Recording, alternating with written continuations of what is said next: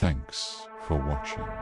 If you want to help us produce more content like this, support us through the link in the description. And if you haven't already, be sure to follow for more content. Now, with that said, let's get back to the story. Emily Grant never entered contests, never bought tickets. Yet an envelope arrived with her name written in perfect black ink. Inside, a single ticket stamp. Row a seat 6, the Velvet Theatre midnight show. Admit 1. She had never heard of the Velvet Theatre. Online search. Nothing. No address. No history. At 11:30 p.m., her phone buzzed with a notification she had NT set. Midnight show. Leaving in 10 minutes. Her apartment buzzer rang. Down on the street, an old black taxi idled. Chalk scrawled on the door read Emily Grant. She stepped in. The driver never spoke. City lights blurred until everything looked like smears of white and red. When the cab stopped, she faced a crumbling brick building, its boarded windows glowing faintly behind a marquee that flickered the Velvet Theatre. It was midnight. Inside, velvet curtains swallowed the lobby. A pale usher in a red jacket said, "Right this way, Ms. Grant, row A, seat 6. The auditorium was nearly empty. A few people sat stiff and silent, their clothes decades out of date. She sat. The ticket dissolved to ash. The lights dimmed. On stage, the curtain rose to reveal her own double. Same face, same clothes, but eyes pitch black. It began to speak, narrating secrets she'd never told, events that hadn't happened yet. And tonight, the double said, she will take her final bow. Emily tried to stand, but the usher blocked her. The audience turned their heads in unison, blank faces, hollow eyes. The double stepped off the stage, walking toward her. The theater walls pulsed like a heartbeat. She bolted up the aisle, slammed through the exit door, and landed back in her apartment, breathless. The clock read 12:01 a.m. Her hands were coated in fine black ash. On her table lay another ticket stub. Row a seat 6, the Velvet Theatre, midnight show, second act, below. In tiny print, nitrogen monoxide refunds. Nitrogen monoxide escape. Since then, she hears faint applause every midnight. Neighbors see an old black taxi waiting outside, engine running, no driver. Sometimes Emily is in her window and on the street at the same time. No one knows which one is real. This was a horror story submitted by one of our viewers.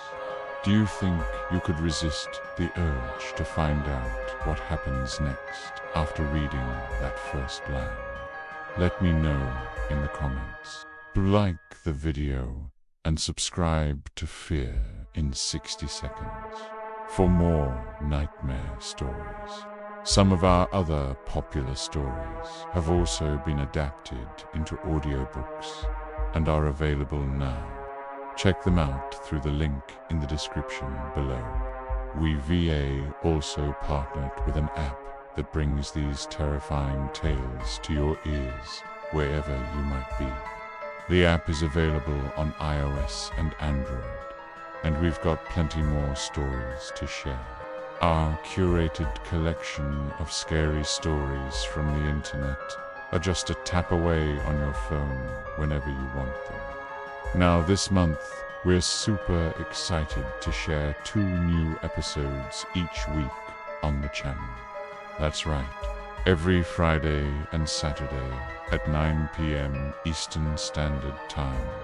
We'll be publishing original audio drama shorts here on the channel. Also, make sure to check out our podcast, where we dive deep into all things scary with special guests. You can listen to it on whatever app you use to listen to podcasts. We're so grateful to everyone who supports our work. This really helps us keep creating stories that terrify. We're gonna keep bringing you the best content we can, and we hope you enjoy it. So don't forget to like and subscribe to the channel. Follow us on social media and join our community to stay up to date on everything Fear in 60 seconds. So we asked our viewers to send us their scary stories, and boy, did they deliver. Here's a quick sampling of some of the submissions we received. My boyfriend and I were staying at a remote cabin in northern Wisconsin. About halfway through the night, we heard what sounded like screams in the forest. Big guttural screams. Of course, we were freaked out, sitting in the cabin, not knowing what was out there. Then we started hearing what sounded like hail for about 10 minutes, followed by heavy footsteps near the cabin. My boyfriend and I nopied out of there and haven't been back since. Maybe it was just some big cats, or maybe something more sinister. I was driving home late at night on a dark road with no streetlights. All of a sudden, I saw a girl in a long white dress standing in the middle of the road. She didn't appear to be scared at all. She just stood there, waving at me.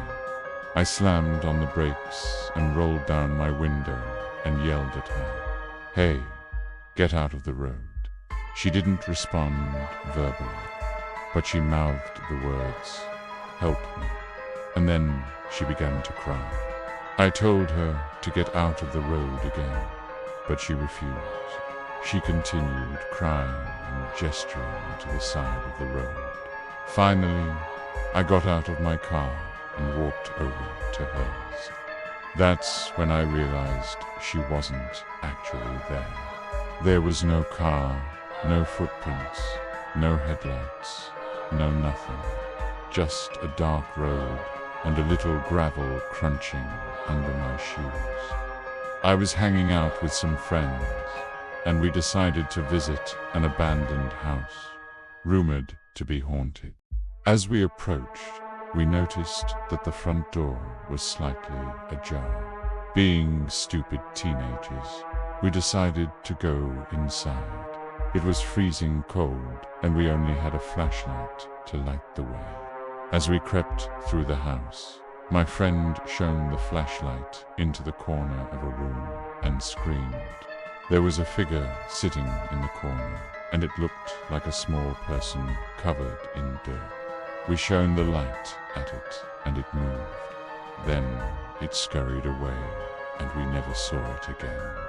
I'm a firm believer in ghosts now, and I always keep my doors locked at night. You should see our other short film series. In collaboration with a streaming service, we've brought several creepypastas to life.